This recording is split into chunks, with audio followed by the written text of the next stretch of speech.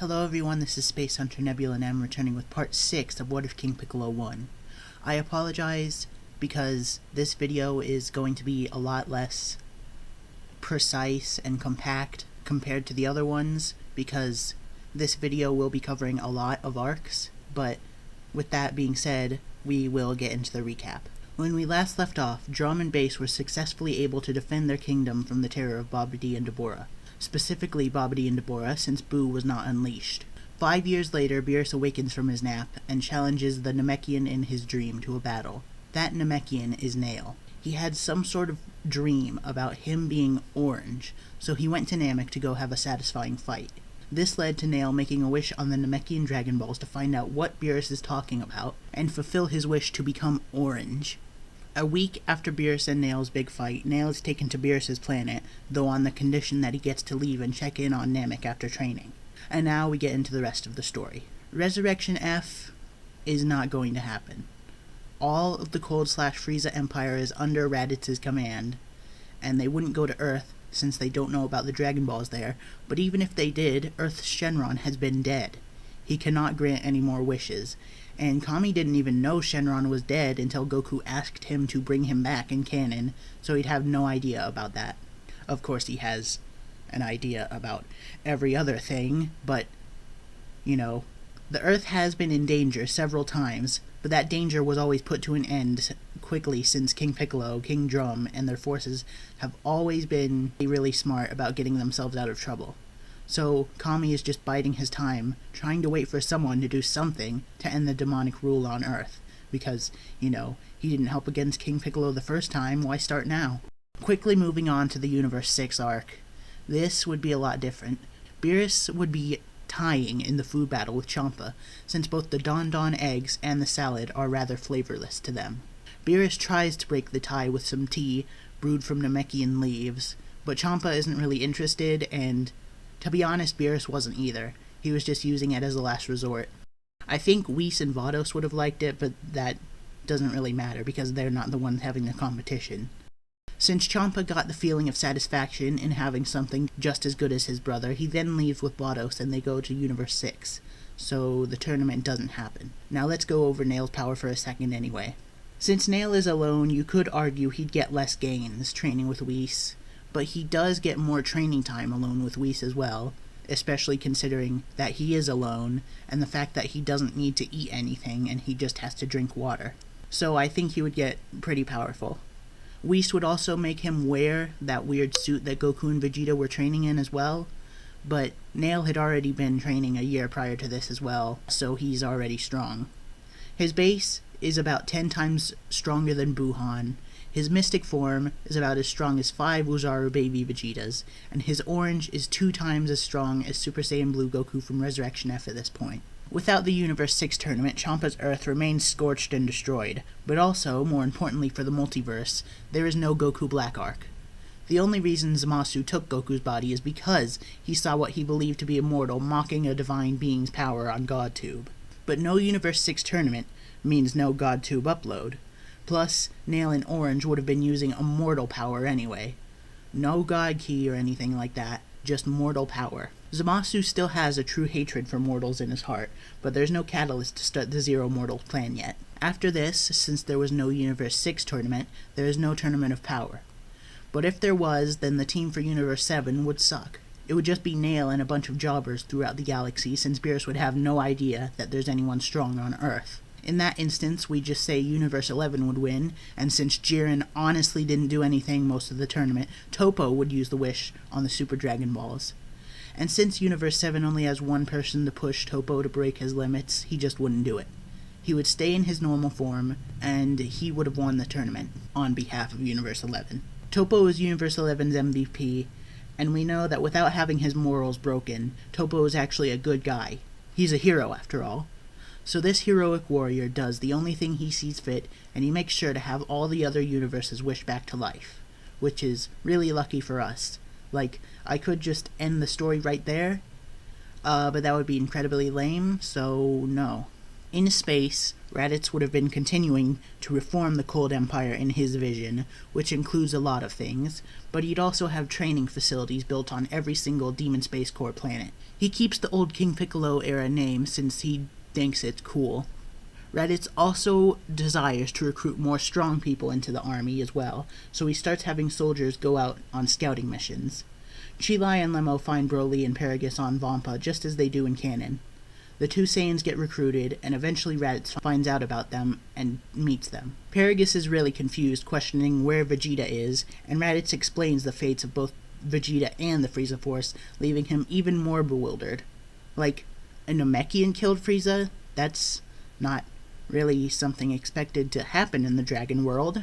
With Vegeta dead, though, Paragus is content. Raditz requests to test Broly and see how strong he is, and Paragus lets this happen, but he's absolutely sure to tell Raditz about Broly's inner rage, and that he should be careful. After all, it would be really, really mean to try and get this random stranger to trigger your son on purpose. That would be really weird.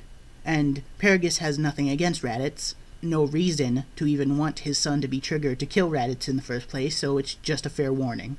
Raditz would be cautious of this, and he tests Broly's power out in his base form. Broly is easily able to defeat Raditz in just a few blows, even with his power massively suppressed. Of course, Raditz is stronger than he was previously by now, but he's nowhere near as strong as Broly's base power. Raditz admires Broly's power and decides to take Broly under his wing, making him his new bodyguard. Paragus thinks that's cool and just lets it happen. Raditz would start training Broly over a period of time, teaching him how to utilize his power in a more proper manner. He also teaches him how to sense ki properly, and how to utilize it for techniques and whatnot. Raditz basically gets Broly to have his own sort of double Sunday, though it would go under a different name and be green. I'm thinking maybe Legendary Crushers, but the name would be a coincidence since Raditz doesn't know that Broly is the legendary Super Saiyan. As for Morrow's escape, there would be no Majin Buu to fight Morrow, and his capsule would have been destroyed already, so Beerus would seek out the strongest mortal around, and that mortal, by this point, is obviously Nail. He doesn't know about Broly, though, but Nail is definitely stronger at this point, because Broly hasn't unlocked any of his inner power at all. Like, Broly's strongest state, as of now, is his Ikari form, which is just 10 times his base, which is far, far inferior to Nail's orange form. Nail would have gotten God Ki by this point, so his strength would be way higher. His base form would be about the same strength as Goku's base form in Resurrection F. His ultimate, or mystic, would be as strong as Super Saiyan Blue Goku in Resurrection F, and orange would be the level of, I don't know, Super Saiyan Blue Kaioken? Like, the scaling of the orange form is really, really kind of weird, and I'm not sure how to scale it. I'm not sure anyone's sure how to scale it. So I just do what sounds right, even though that's totally wrong, but like, I'm not sure what else I'm supposed to do. Beerus and Nail team up, and when Morrow is awakened, they get ready to have the face-off of their lives. Nail and Beerus would not play around at all, because we know Nail goes all out at all times. Nail immediately goes into orange to attack Morrow before he can do anything. Morrow may start to take some of his energy, but Beerus would come in and cover Nail's blind spots, and the two of them would beat the Planet Eater to death before he could get any stronger. We know in canon before Morrow was sealed, he was about as strong as 2 Supreme Kais, so he's basically as strong as 2 Perfect Cells. So if Nail and Beerus went all out against Morrow, he'd get stomped, unlike in canon where Morrow had time to get stronger and eat some planets and stuff. Granola doesn't get 7-3 since he isn't broken out of prison. Granola gets some other bounty instead, which is a way smaller one, and then he asks for his next mission. Alec replies that since Raditz has taken over the Cold Empire, there is no new job. After his whole outburst, like in canon, Granola decides he'll kill Raditz, which is way more manageable than killing Frieza. Or so he thinks, because you see, from his training with Broly, Raditz has grown far stronger. Off the top of my head, I'll just say Buu Saga levels, because he's training with base Broly, who is really strong, but, you know, Raditz was really, really far behind in the first place.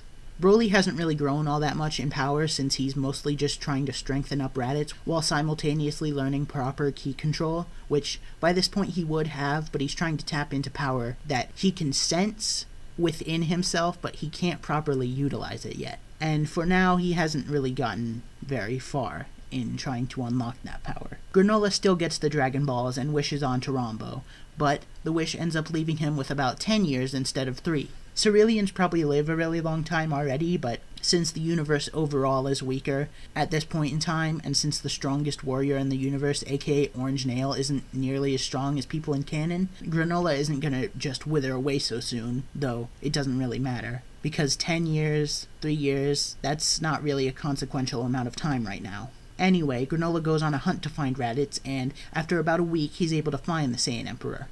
He delivers an epic speech about how he'll avenge his people, but Raditz gets Broly to protect him. Broly is in his base form, so he's weaker than Granola at this point, and Granola is actually strong enough to push Broly into using his Ikari form, though Granola is still stronger. Granola takes the advantage, and he uses his Cerulean sniper skill to shoot down Raditz, fatally injuring but not yet killing him. Granola understands Broly is way stronger, so he just wants Raditz out of the way to remove the distraction. Broly drops to the ground and he begins to scream in rage.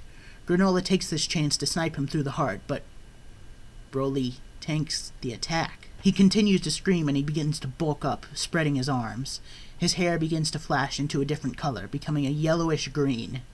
Yes, Broly is transformed into the legendary Super Saiyan. Legendary Super Saiyan Broly attacks and beats on Granola, easily taking him down and continuing to beat and scream until all the Cerulean's bones are broken. Broly, in his rage, takes one final look at Granola before holding out both of his hands and charging green balls of ki. This is the technique that Broly created earlier. These are the legendary Crushers. Once they're fully charged, Broly blasts Granola into oblivion, obliterating him once and for all and avenging his mentor and commander Raditz. After this occurs, Broly's incomprehensible rage begins to fade, as Granola has obviously died. Broly is more so in control of himself than he was before, since he was taught ki control, but when he's in that form, he's basically uncontrollable until whatever he needs to get done is done, and in this instance, that was killing Granola. As for why Broly is this angry about everything, think about it like this. Broly, Paragus, and Raditz are all part of an endangered species. There's like 5 living Saiyans in the universe, and that includes Tarble, who they don't even talk to. Raditz took Broly and Paragus in when they had nothing, and he let them live like royalty. They had everything because of Raditz, and really, Broly began to view Raditz like an older brother, if anything. So, to see him die right before his eyes, after spending so much time with him, because remember, this part is covering a lot of time. Several years, you know. But anyway, to see him die right before his eyes gets to him, and it gets to him hard. With Raditz dead, Banyu takes control over the Demon Space Corps since she was next in line. This does upset Broly a bit, and Paragus immensely, but Broly at least understands why this is the way it is, and other than Raditz's death, this doesn't really make things any different for Broly himself, so he concedes that, yeah, Banyu would probably be better than he would be as ruler in this instance, so he trusts her to run things. And with that, I think we've covered enough, because that was a lot of arcs covered in just one video. I'm sorry, but this scenario just doesn't lead to a lot of arcs happening, and I could continue this video right now, but I have a whole new saga for Superhero planned ahead of time for next part, and you won't really expect what it is, but the thing is, I can't cover it right now. I can't do that. Anyway, I'll stop yapping. I'll get to work on a few parts ahead of this, because I do have a couple parts planned out already. And if you like the video, leave a like. If you want to see more, subscribe. Have a good morning, night, or afternoon, and I am out.